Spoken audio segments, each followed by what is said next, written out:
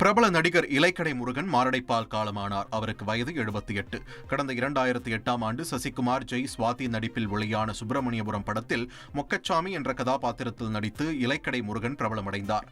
தனது கணவர் காலமான நிலையில் தங்கள் குடும்பத்திற்கு அரசு உதவி செய்ய வேண்டும் என்று அவரது மனைவி சரஸ்வதி வேண்டுகோள் விடுத்துள்ளார்.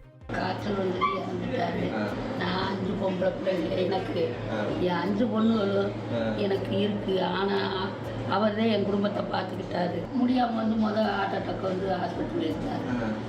2 வட்டம் காப்பாற்றிட்டு 3வது நல்லா தான் இருந்தார். நேற்று விழுந்துக்கா அந்த எல்லாருக்கிட்ட படத்தில் எனக்கு என்னாருன்னு கூப்பிட்டு ஒரு தெரிஞ்சவங்க வந்து குடும்பத்தை வந்து முதற்கு இது பண்ணியிருக்காங்க. கீழே விழுந்துட்டார். விழுந்ததில் காலில் அடிப்பட்டு அது புண்ணாயிடுச்சு. காலில் ரத்தோட்டெல்லாம் இடுப்பில் இருந்து கால் வலி அலைய வேணான்னா அலையாமல் இருக்க முடியல. கடைக்கு போய்கிட்டு இருந்தார். போனவரும் முடியாமல் வரவும் அது கால் புண்ணானது, கால் பீச்சாது.